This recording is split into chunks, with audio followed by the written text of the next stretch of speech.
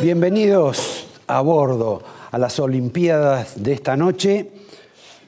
Vieron ustedes que los medios argentinos, la televisión, la radio, los diarios, no dicen que Del Potro no pudo ganar el oro, que perdió. No, dicen ganó la medalla de plata. Y después las otras fracasos o derrotas nunca están planteadas en los diarios como la derrota del equipo argentino o de determinado deportista argentino, sino que dicen se despidió, ya no está más en Río, pero no usan la palabra derrota. Es que en la cabeza todavía de todos los medios de comunicación sigue el espíritu de ese espíritu estúpido de los argentinos, de los campeones morales. En fin, hablando de campeones, ¿han visto ustedes que el presidente de la Nación, Mauricio Macri, se empezó a preocupar, a inquietar por el tema de las agresiones personales? La verdad que uno había consultado la semana pasada a gente del gobierno sobre qué tipo de impresión tenían ellos a partir de estos hechos, digamos, de cierta belicosidad contra el presidente cada vez que iba a determinados actos. Si esto encerraba algún tipo de política, si esto implicaba algún tipo de peligro, de desestabilización, cuestión que el gobierno en alguna medida ha tratado de utilizar, pero el gobierno mismo dijo no significa nada, no hay ningún tipo de peligro, no tenemos inconvenientes, está todo bien. Bueno, parece que no está todo bien, porque ahora van a ponerle una camioneta blindada a Macri, 8 meses después de estar en el gobierno. 8 meses le van a poner un vehículo blindado. Cristina tenía como 2 o 3 vehículos blindados. Aparentemente Macri no los usaba. Realmente parece poco serio el tema. Poco serio porque al jefe de la CIDE, por ejemplo, sí le hicieron una camioneta especial blindada. Aunque a él nadie lo conoce, nadie sabe quién es, más ni siquiera se sabe si existe la CIDE. Porque yo les pregunto, el episodio que tuvo Macri en Mar del Plata, el episodio donde fue agredido en alguna medida, previamente, los servicios de inteligencia, sean de la capital, de la nación, sean de la provincia de Buenos Aires, ¿no lo advirtieron? Yo me acuerdo que en la época que Alfonsín era presidente, 2 días antes, iba un equipo de inteligencia de la CIDE o de esos organismos especiales que tenía el gobierno de Alfonsín para auscultar la zona, conocer lo que se estaba moviendo, cuestión que el presidente no corriera riesgos, salvo aquel episodio, ¿se acuerdan? Aquel gordito que le habló y que Alfonsín le contestó, bueno, a vos no te va tan mal, gordito, para quejarte. Pero esto es sorprendente. Lo que ocurrió es sorprendente. Lo que no se sabe cuál es la política que viene del gobierno en ese plano. Porque, por un lado, algunos insinúan que va a haber más movilizaciones, que no van a dejarlo a Mauricio funcionar cómodamente por la calle y que posiblemente haya, digamos, presentaciones, piquetes para reclamar eventualmente comida, empujar algún tipo de saqueo. Bueno, la vieja historia que todos conocemos. Pero lo cierto es que al presidente le generaron un poco de miedo. Por primera vez. Suele ocurrir con los presidentes.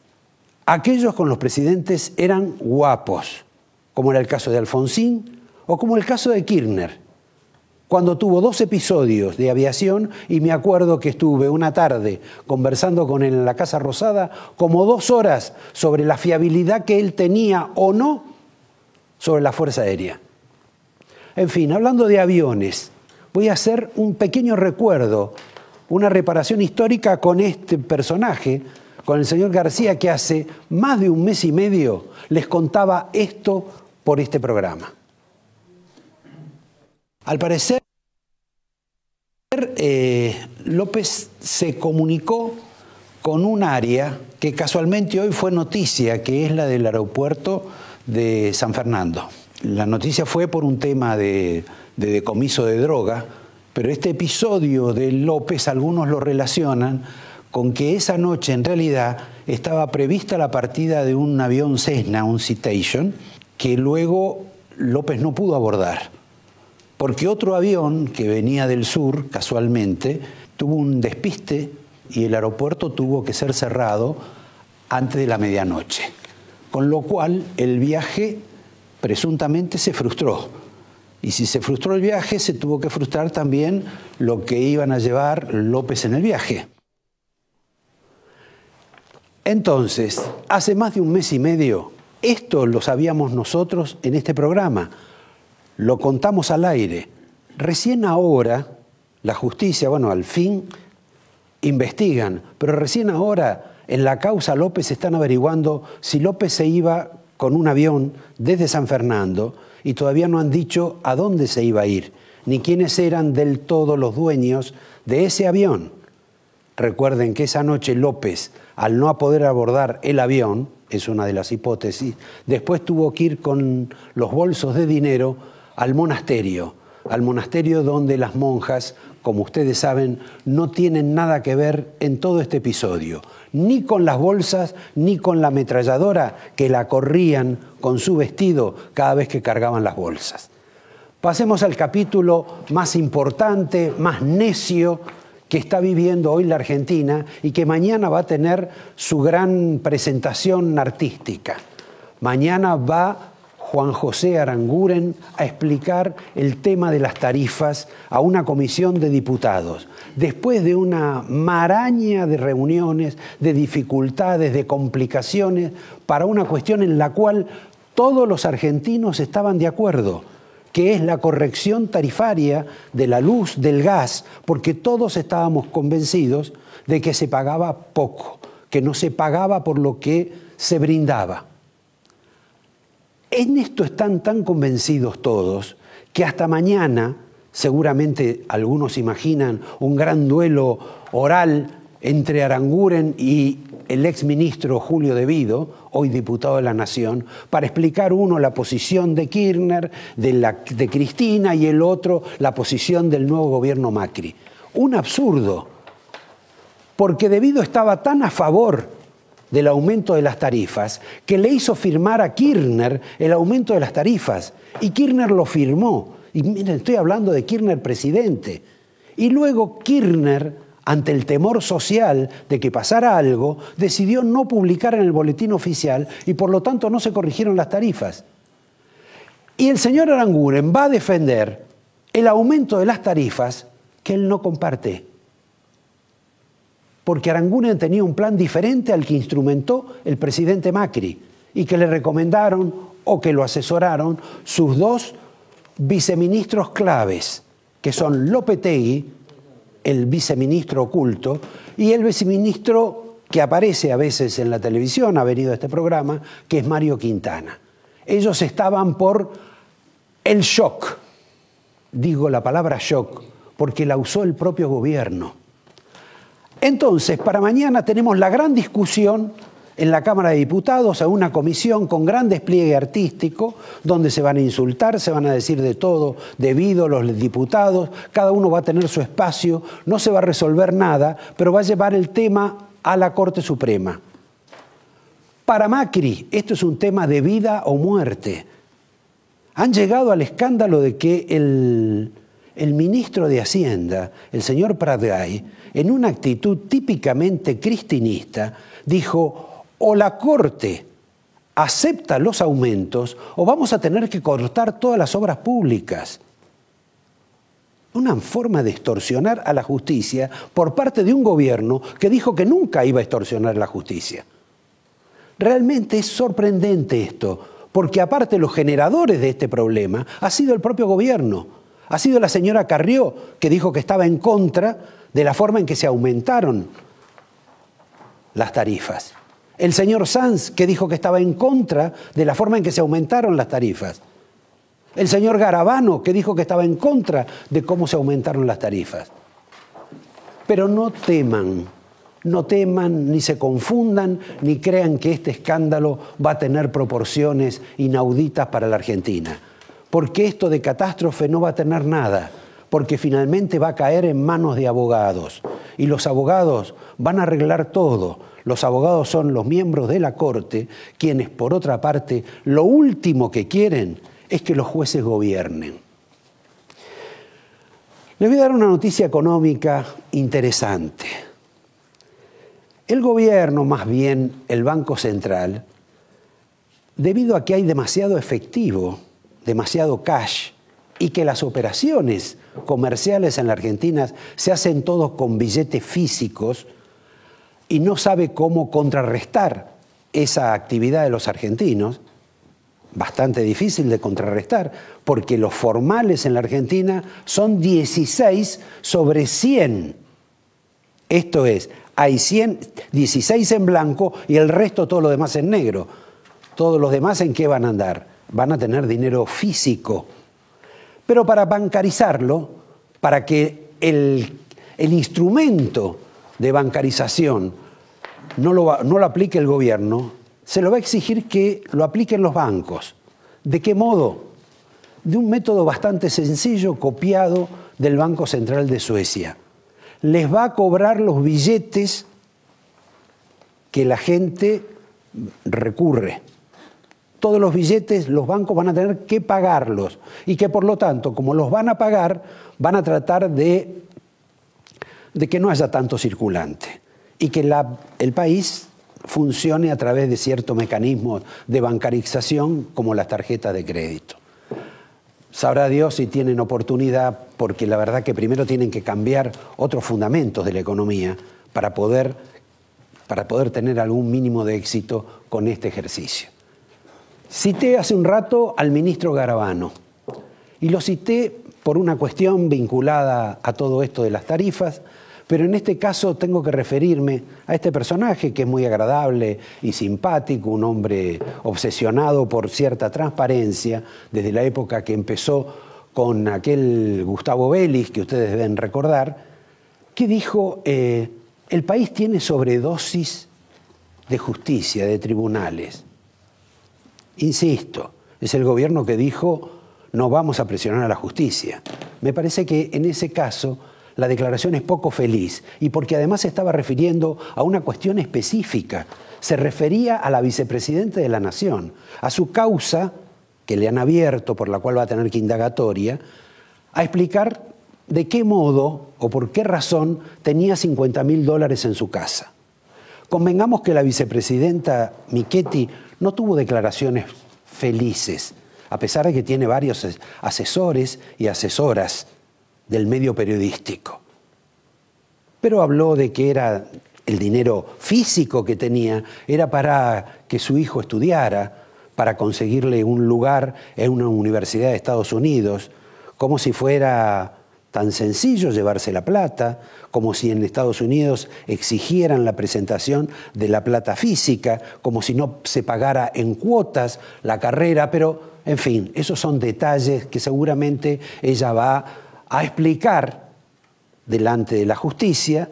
A ella le molestó en un primer momento que la llamaran, se declaró una de las personas más limpias de la vida política argentina, probablemente lo sea, más limpias o más pobres, sinceramente no lo sé, pero lo cierto es que en su causa aparece también un empresario de la construcción que se llama Gutiérrez, que es el que en apariencia le habría acercado alguno de los billetes para la fundación, que es el mismo que estaba en relación con José López, con la casa de José López.